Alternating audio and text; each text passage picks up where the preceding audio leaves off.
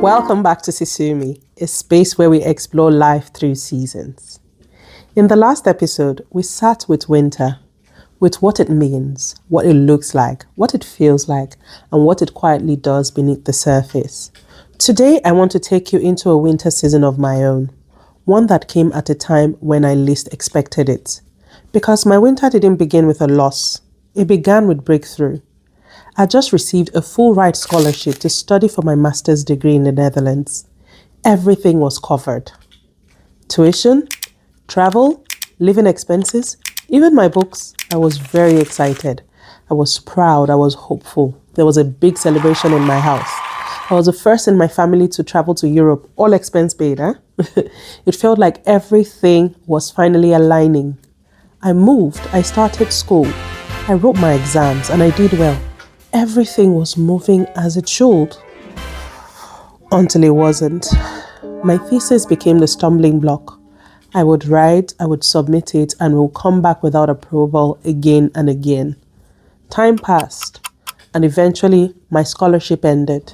It couldn't be renewed. Suddenly, the life I had planned began to collapse quietly. I had to start paying out of pocket. At first, I managed. I'd saved some money, but it didn't last. Institutional fees were expensive. I had to pay a total of about 7,500 euros in 3 installments for my extension, and my savings could only pay 1 installment. I needed income, so I took a cleaning job. Now, for context, back home in Nigeria, I was a lawyer, a very prestigious profession. So cleaning houses felt like I had taken many steps back. Not because the work wasn't honest, but because it didn't match the future I had imagined and I had worked for. I would clean during the day. I would go home at night, wondering how everything I had worked for had slipped so far out of reach. I remember coming home one day from a cleaning session, hoping I'd get hit by a car so that at least I'd be out of my misery. Depression does that to you. And even then, all my earnings from cleaning wasn't enough.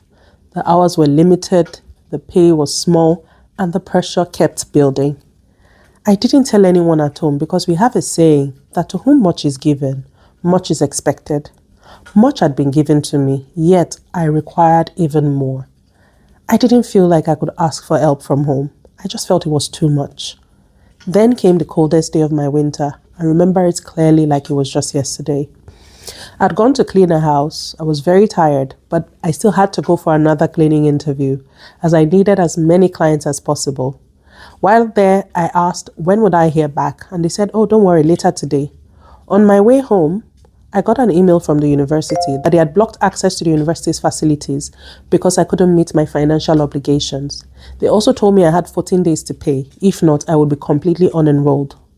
Now, the implication of this was that immigration would be notified and I would have to leave the country empty-handed if I did not make the payment within 14 days. Shortly after this, I get a call from a prospective client I had gone to meet that afternoon that they wouldn't be moving on with me because I didn't show enough enthusiasm to clean their house.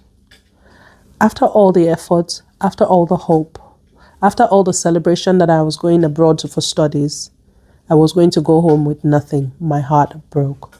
That was winter, not the gentle kind, the harsh kind. I went quiet, I shut down. I didn't want to talk to anyone. Everything felt heavy, still, silent. But something happened in that silence. There is a strange thing about hitting rock bottom. Once you're there, you realize there is nothing left to protect. And that realization gave me courage. I began to advocate for myself. I reached out to the school and asked for a renewed payment plan, and they agreed. A few days later, my mom also called. Hi, Mom. She said, "I feel you're not okay." And I told her everything. I was not ashamed anymore. What's the worst that could happen? She told me not to worry, that my family would find the money. And they did, before the end of that week. I also reached out to friends, people I was previously afraid to be vulnerable with. And I explained my situation to them. And help came. People helped me financially. Some helped with checking my thesis, proofreading. There was also moral support. Help just came in ways that I needed it. Now that winter taught me something that I didn't know that I needed to learn. It taught me how to ask for help, how to receive it, how to let people carry me when I couldn't stand on my own. It also built something in me, resilience, boldness, the quiet confidence, the kind that comes from knowing I've been through something hard and I survived. Some strengths are not formed in good times. Some strengths are only shaped in winter. Looking back now, I can see the work that season was doing in me. It stripped away my pride. It deepened my relationships. It taught me endurance. It also taught me that winter may be long, but it doesn't last forever. So if you're in a winter season right now, one that feels unfair or heavy or isolating, I want you to know this. Winter doesn't mean nothing is happening. It often means something important is forming. You don't have to rush it. You don't even have to romanticize it. You don't even at the moment have to understand it. Just know that it counts. So I'd leave you with this reflection. What has winter shaped in you if you didn't notice it at the time? And if you're still in your own season of winter, what might it be quietly preparing you for? In the next episode, we won't just talk about winter. We'll hear it with someone else's story. A guest who has walked through their own season of waiting, pressure, and becoming. A reminder that we don't experience seasons alone. I am very, very excited about this guest, and I'll see you in the next one with them. Bye!